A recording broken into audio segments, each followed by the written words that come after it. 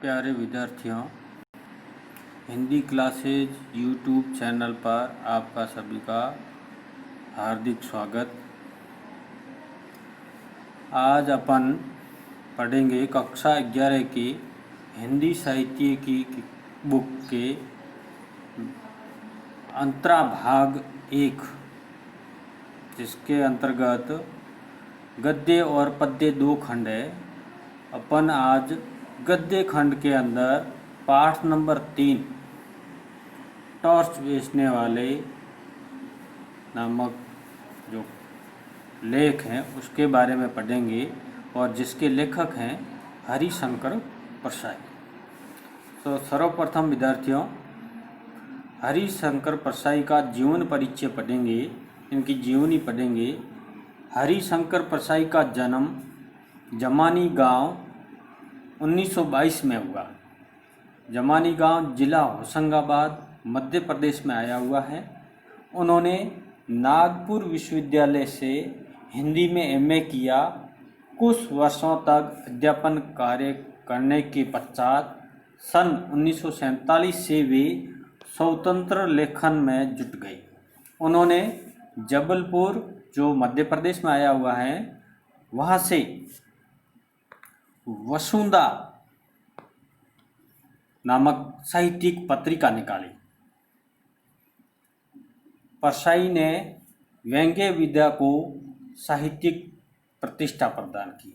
हिंदी के जाने माने व्यंग्यकार थे हरिशंकर परसाई जी। उनके व्यंग्य लेखों की उल्लेखनीय विशेषता यह है कि वे समाज में आई वर्तमान समाज में आई विसंगतियों, विडंबनाओं पर करारी सोच करते हुए चिंतन और कर्म की प्रेरणा देते हैं। उनके व्यंग्य गुदगुदाते हुए पाठक को झकझोर देने में सक्षम हैं।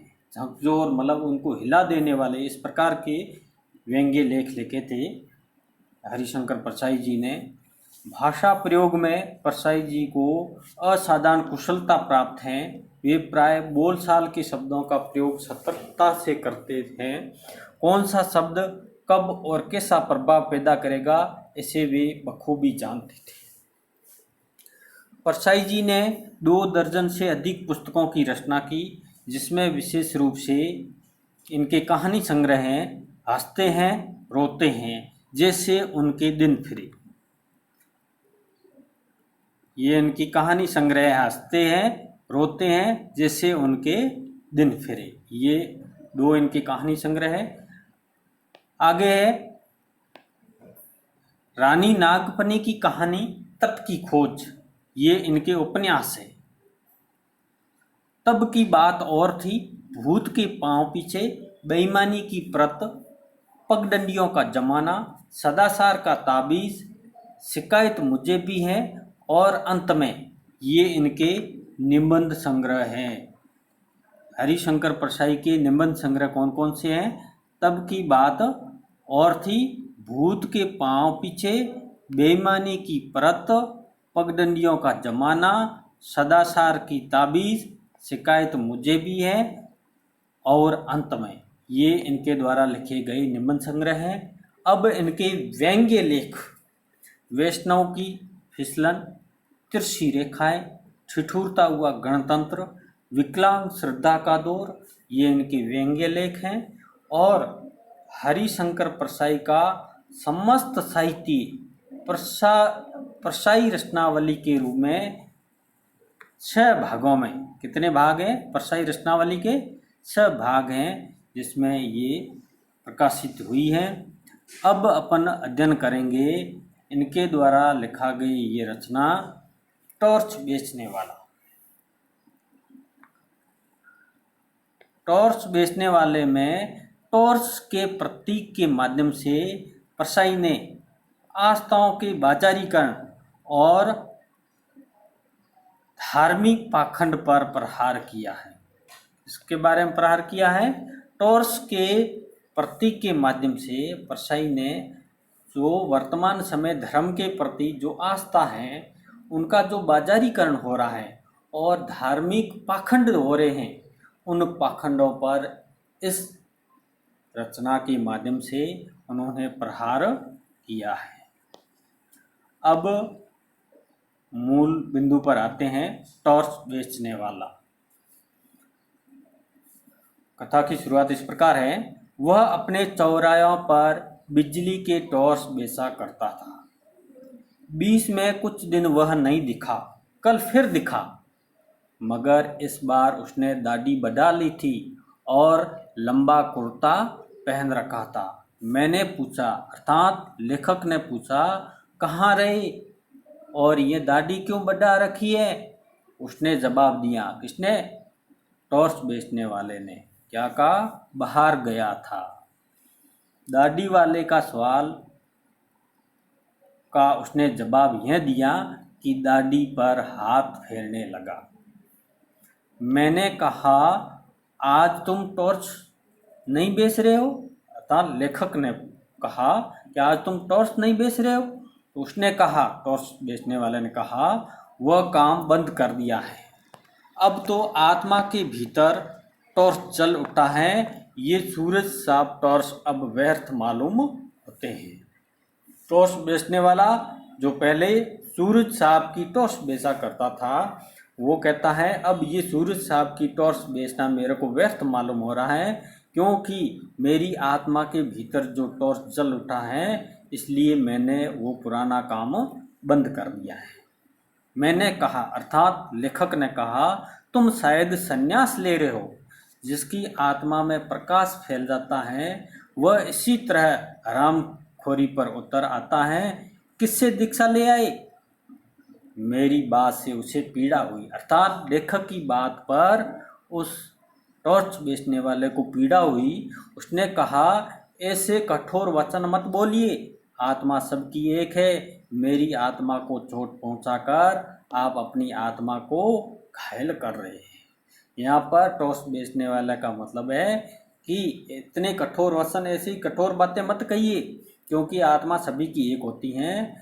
मेरी आत्मा को जो ठोस पहुंचाने की आप कोशिश कर रहे हो, इसी के साथ में आपकी आत्मा को भी ठेस पहुंच रही है। मैंने कहा, अर्थात लेखक ने कहा, यह सब तो ठीक है, मगर ये बताओ कि तुम एकाएक ऐसे कैसे हो गए? क्या बीबी ने तुम्हें त्याग दिया? क्या उधार मिलना बंद हो गया? क्या साहूकारों ने ज़्यादा तंग करना शुरू कर दिया? क्या चोरी के मामले में फंस गए हो? आखिर बाहर का टॉर्च भीतर आत्मा में कैसे घुस गया? उसने कहा, आपके सब अंदाज गलत हैं। किसने कहा? टॉर्च बेचने वाले ने कहा, आपने जो सब इतने सारे अंदाजे लगाए हैं, ये सभी गलत हैं। ऐसा कुछ नहीं हुआ। एक घटना हो गई जिसने जीवन बदल दिया। उसे मैं गुप्त रखना चाहता हूँ, किसी को नहीं बताना चाहता हूँ, पर क्योंकि मैं आज यहाँ से दूर जा रहा हूँ, इसलिए आपको सारा किस्सा सुना देता हूँ। पूरा मामला क्या है ये टॉर्च बेचने वाला कहता है आपको, अर्थात लेखक को सुना देता है। उसने बयान शुरू किया। टॉर्च बेचने वाले ने अपनी कहानी शुरू की। क्या बताया? 5 साल पहले की बात है। मैं अपने एक दोस्त के साथ हताश एक जगह बैठा था। हमारे सामने आसमान को छूता हुआ एक सवाल खड़ा हुआ। वह सवाल था, पैसा कैसे पैदा करें? हम दोनों ने उस सवाल की एक एक टांग पकड़ी और उसे हटाने की कोशिश करने लगे। हमें पसीना आ गया, पर सवाल हिला भी नहीं। दोस्त ने कहा, यार, इस सवाल के पांव जमीन में गहरे गड़े हैं, ये उखड़ेगा नहीं, इसे टाल जाएं। हमने दूसरी तरफ मुंह कर लिया। टॉर्च बेचने वाला कहते हैं, मैंने मेरे मित्र ने एक दूसरे से मुंह विपरीत कर लिया, पर सवाल फिर हमारे सामने आकर खड़ा हो गया। तब मैंने कहा, यार, ये सवाल टलेगा नहीं, मतलब इस सवाल का हल निकालना ही होगा। चलो इसे हल ही कर दे। पैसा पैदा करने के लिए कुछ काम धंधा करें। हम इसी वक्त अलग अलग दिशाओं में अपनी अपनी किस्मत आजमाने निकल पड़े। 5 साल बाद ठीक इसी तारीख को इसी वक्त हम यहाँ मिले। ये लेखक कहता है, मतलब टॉस बेचने वाला कहता है कि मैंने और मेरे मित्र ने तय किया कि 5 साल के बाद इसी तारीख को इसी वक्त और इसी स्थान पर मिलेंगे।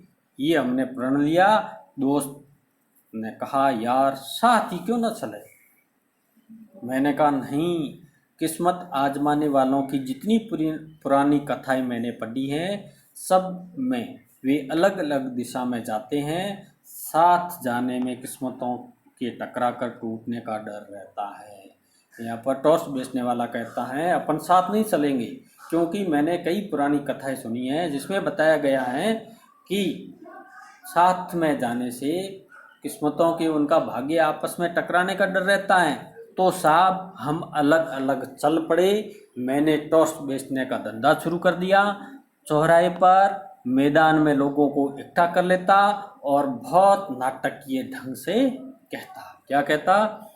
आजकल सब जगह अंधेरा साया रहता है, रातें बेहद काली होती हैं, अपना ही हाथ नहीं सूझता, आदमी को रास्ता नहीं दिखता, वह भटक जाता है, उसके पांव कांटों में बिंध जाते हैं, वह गिरता है और उसके घुटने लहू लुहान हो जाते हैं, उसके आसपास भयानक अंधेरा है, शेर और चीते चारों तरफ घूम रहे हैं, सांप जमीन पर रेंग रहे हैं, अंधेरा सबको निगल रहा है, अंधेरा घर में भी है, आदमी रात को पेशाब करने उठता है और सांप पर उसका पांव पड़ जाता है, सांप उसे डस लेता है और वह मर जाता है।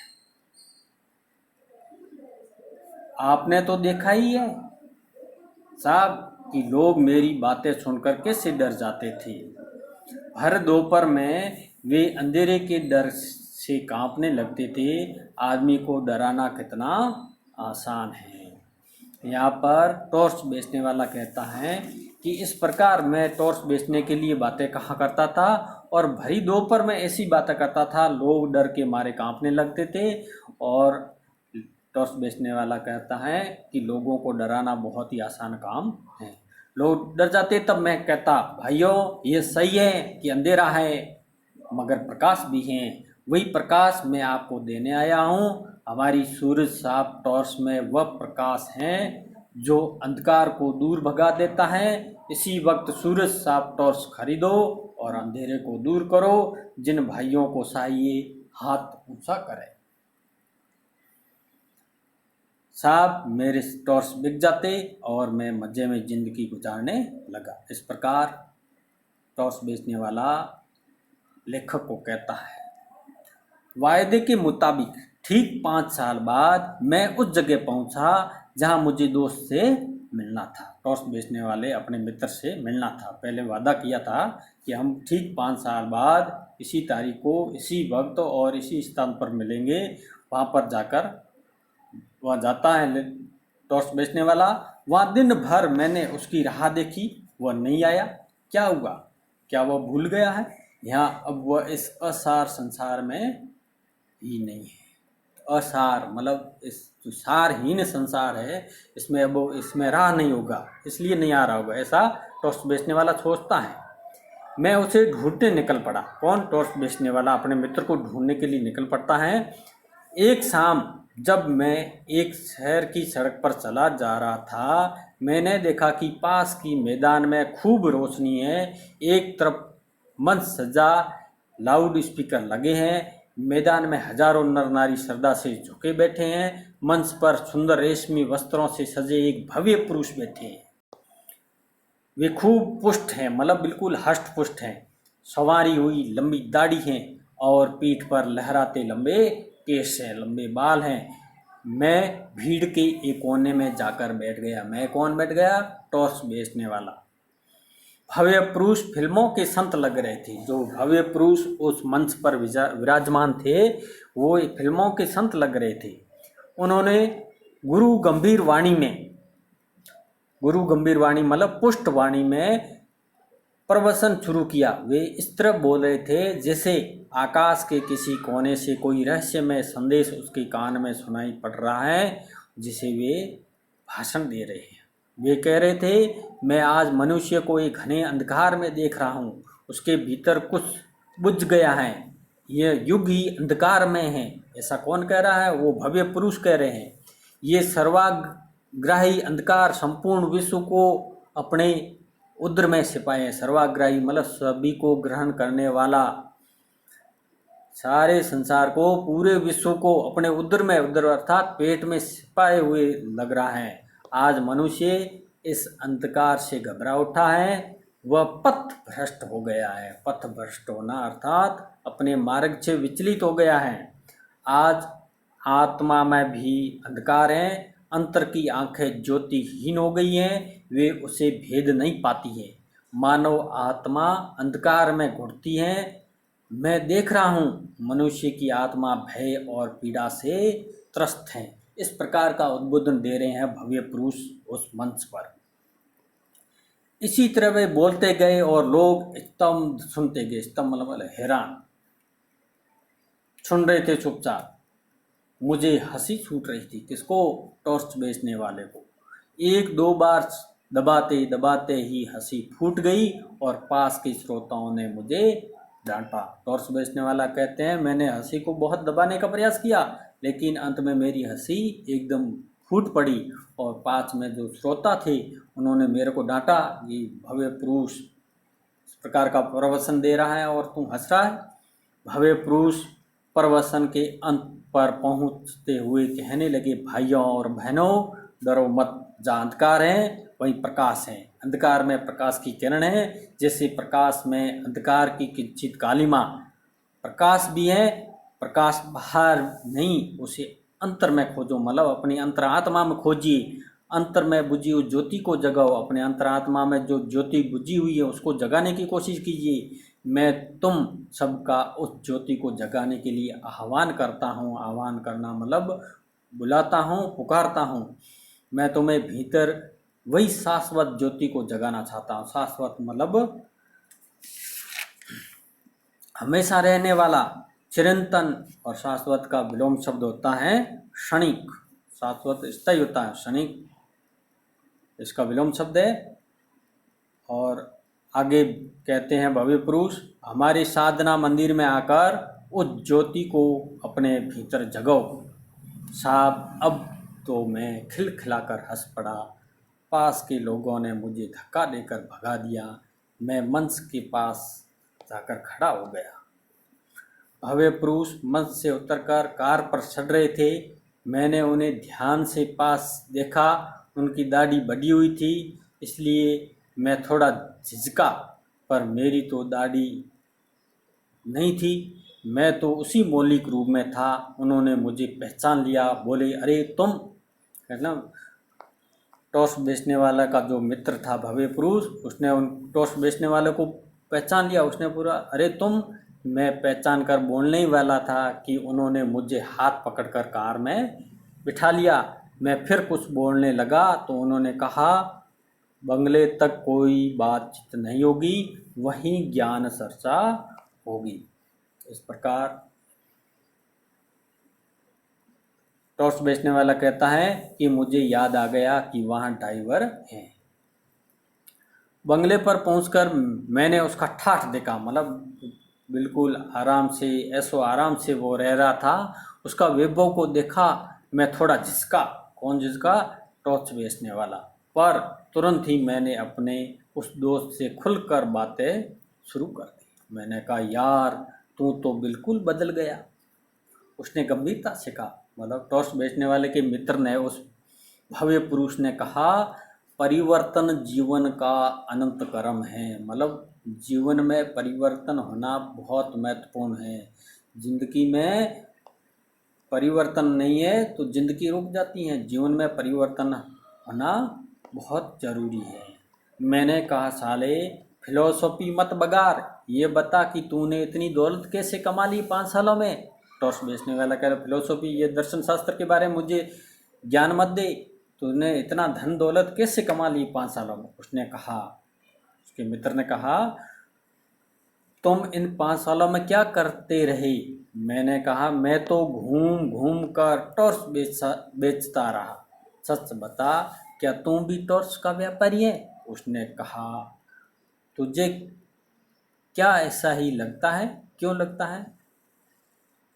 मैंने उसे बताया कि जो कहता हूँ वही तू कह रहा था, मैं सीधे ढंग से कहता हूँ, तू उन्हीं बातों को रहस्यमय ढंग से कहता है। अंधेरे का डर दिखाकर लोगों को टॉर्च बेचता हूँ, तू भी सभी लोगों को अंधेरे का डर दिखा रहा था, तू भी जरूर टॉर्च बेचता होगा, बेचता है। ऐसा